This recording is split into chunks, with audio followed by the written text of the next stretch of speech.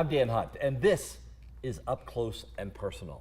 Today's guest, Minette Sanchez, the Energist. The Energist. What does that mean, Minette? What does that mean? Talk to me about that.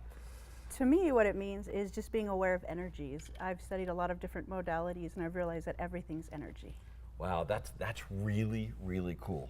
But as most of you know that watch Up Close and Personal, we're not going to start with what you're doing right now and how you know, what you're doing.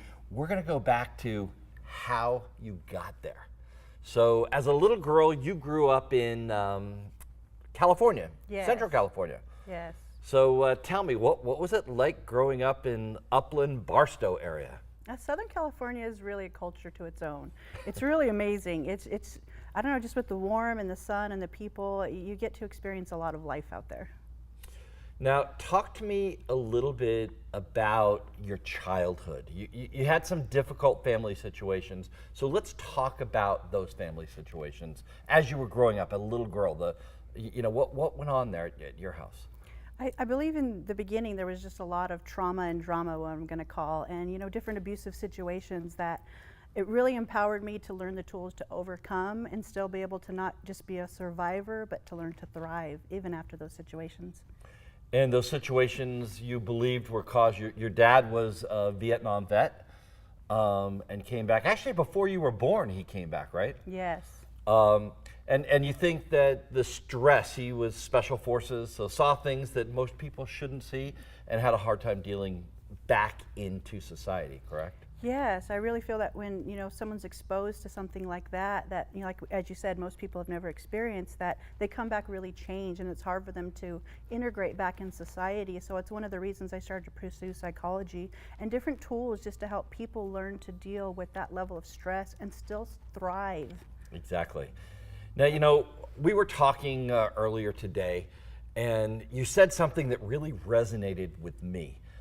My third grade teacher, Miss Ambo, was probably one of the greatest influences in my young life and really pushed me down a direction. And you said that your third grade teacher was somebody that you really got to know. So tell me about why that third grade teacher, what was it about that relationship that really started to form you? I really believe he just took such a caring interest. I believe it was the first time an educator actually saw me and my potential. I've always had accelerated Corso, so he really just took the time to get to know me and find a way that worked for me. So it was so beautiful and inspiring to have the trauma and drama at home, but then have the support at school. So it really did allow me to blossom in a way education-wise that I didn't know I would be able to without him. Do you think that those teachers in those beginning years, as a mother now, and you watched your kids go through school, tell me about your thoughts on teachers at those informative ages, at third grade, fourth grade, fifth grade. How important is what they do? I think it's extremely important. I mean, that's their first institution. It's a place that can either expand their imagination and allow them to grow into these magical beings, or can really limit their potential. So they have our future and their imagination and our growth and our future leaders in their hands. Now, you are a one-hit wonder. You met your husband at 16, and he's the only man you've ever been with.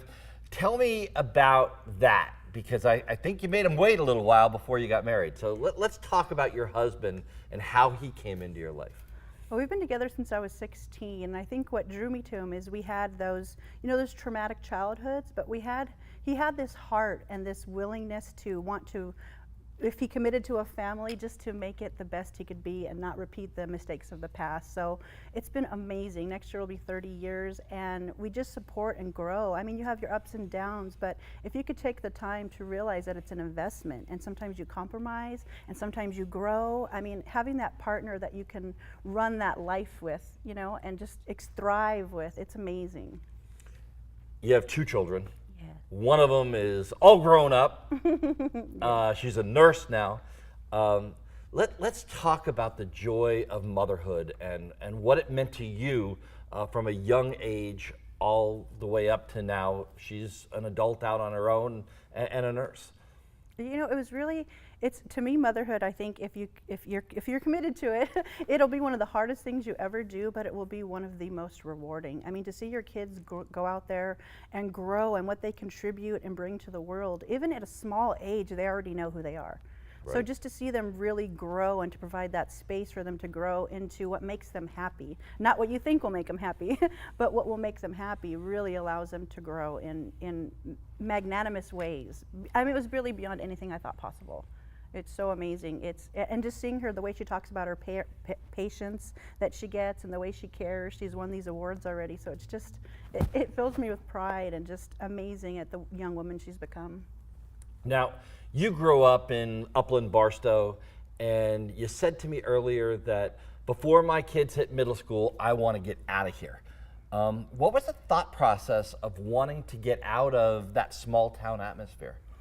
It was really a small town atmosphere, and there was limited possibilities there. So I really wanted to be able to have my daughter to have a life beyond what I had. And I knew moving to a larger city where there was different educational experiences, where there were different institutions, you know, just to really expand her horizons. Now, that's one daughter. You have another daughter too. How old is that one? Yeah, she's 17. She's 17, so junior, senior high school? Junior, yes. A junior in high school. Kind of a tough time. Oh yeah. Kind of a tough time.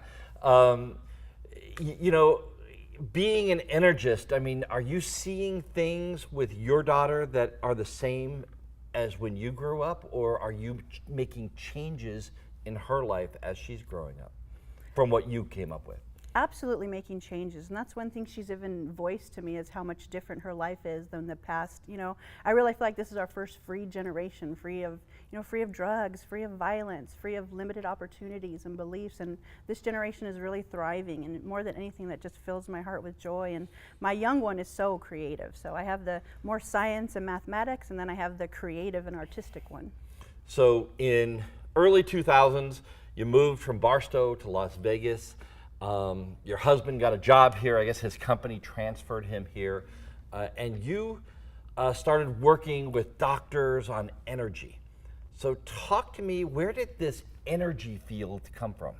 I started studying different modalities. You know, I'm certified in 20 different modalities, and everything from hypnotherapy to neurolinguistic programming, Reiki, reconnective healing, and studying all of these, even herbs and herbology. I realized that everything is energy, and so much of it has to do with what we're choosing inside. Where are we directing those energy flows? Because passion shows where your energy flows.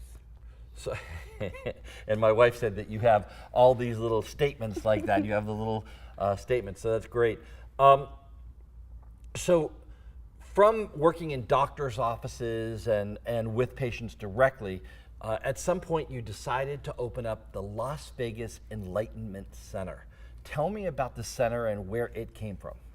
I really just kept hearing repeatedly in my meditations and things, if you build it, they will come. So I found this beautiful spot of where it's a sanctuary for people that are looking for what else is possible in life, where maybe they're in a place where they're not sure what else is there, and they're looking for a place to expand and connect. I always say creating a conscious community, opening one heart at a time, and that really is the place to find what's light, or maybe something that resonates with you for what else is possible. So if somebody wanted to come see you, let's just talk about your intake process. So somebody feels like energy is something that's really interesting to me, and I want to see somebody that helps me expand that energy. What do we do? Do we sit and talk? How do you bring people in? I get a lot of referrals. A lot of my client base is organic, so I do end up seeing a lot of the healers here in town, different practitioners. I get to see different therapists, which I think is amazing, because I started off studying psychology, and now I realize so many people in that field too have the point of view that some of it can be limited. So they're looking for different ways, and they're realizing so much that everything is energy. So if they're able to learn to facilitate energy in a different way, they're able to help their clients thrive. So they would come in, they fill out an intake form. It really is kind of sitting and talking, because then I'm able to identify where those charges are. Every thought, feeling, and emotion has a charge, so Right. we can start from there. And then you decide which one of your 30 modalities that you work with them in, or do you let this patient decide, or how does that work? If they're in for an intuitive session, a lot of time we try to do intuitive, because I always look at all of the modalities as a toolbox. So I never know what tool is right for the job, and sometimes it's a combination of several. Now, before we came on the air here, you pulled out some essential oils and put them on. Tell me about what essential oils do for you or our viewers. To me, smell is so, have you ever smelled something and it's triggered a memory, and it could be positive or negative, but those smells really have an ability to shift our brain pattern and our thinking. So for me, that's one of the instant ways that you can shift the energy of what's going on or what's happening in your life, to either find peace or calm, to just center yourself. Now, is there something that you tell your patients to do at home in regards to energy? So if we have our viewers out there right now and you had one piece of advice to try to center their energy without going and seeing somebody, what would that advice be? What would you say to do to get started? For me, there's two things I always like to get them started with. Is one, to just say hi to your body, because it's your best friend. It's been with you your whole life. It's supported you. It really has never judged you. So just stop and take a moment to say hi, body, and show gratitude. I'm grateful for every breath, every step, every heartbeat. And shifting that energy to gratitude really does bring you inside and allow you to be present. And then I would suggest an energy clearing, because I'm the Energist. And just by saying, all energies that no longer serve me, I let go of now. And just taking a breath and allowing your body to do that. It's almost as if our brain was a computer and we're setting that program to allow our body to let go of what no longer serves us without having to analyze or think about it. Our body knows. Our body knows. So really clearing your mind and being in the now. You know, in the Law of Attraction course that Patty, my wife, and I teach, that's one of the big things that we talk about. Is a lot of people live in the past and let everything in the past affect them, or people like me live in the future and are thinking about what's happening next instead of living in the now. How do you feel about that? Absolutely. I think that is a profound, magnificent tool. Even how many of us begin the day in the past, going over what we need to do or what we need to accomplish? We're already starting our day off in the past. So if you just took a moment when you arose, when I said taking that breath and saying, what do I want to create? What future do I desire? Who do I want to be today? What do I want to create today? That brings in the energy of the future, because now and being present is key. Yes, being present is truly, truly key. So your center is located here in Las Vegas. Actually, it's in Henderson? Yes. So it's actually in Henderson, just really right outside of Las Vegas. And you also host other people's events in this space. So let's talk a little bit about the other events that you host. Yes, my goal with this is to create, I guess, a sanctuary for people to come to just experience all different types of modalities and workshops and people, so they can find something that resonates with them, because it's not about seeing me or seeing any person in particular. There's no certain keys to this. It's about finding what resonates with you. And if you keep following that path, because energy is the path of least resistance. And how many times did you know something instantly that you should have chosen and maybe talked yourself out of it? It really is that knowing is instant. So following that really is key. So exposing people and allowing them to see these different people and modalities is really, it's really key for me there. So I'm going to put you on the spot right now. Okay. Okay. Quick test. All right. You don't have to do all 30, but I want you to knock off as many of those modalities as you can right in a row. Seraphin Ready? Angel Wait. okay. Ready? On your mark, get set, go. Seraphin Angel Blueprint, Reconnective Healing, Tarot Cards, Angel Reading, Intuitive Reading, Access Bars, Energetic Facelift, Neurolinguistic Programming, Certified Professional Life Coach, Hypnotherapist, Reiki Master, Holy Fire. Oh my well, goodness. There's Okay. a lot. Minette Sanchez, the Energist. Thank you so much for being on the program today. We truly appreciate it. We look forward to seeing you again and working. I know we're doing something on Friday night at your place, so we're looking forward to seeing you, working with you, and just being a part of your energy has just been really incredible. My pleasure. Thank you so much. I'm Dan Hunt with Minette Sanchez, the Energist, on Up Close and Personal, saying have a great rest of today and an even better day tomorrow.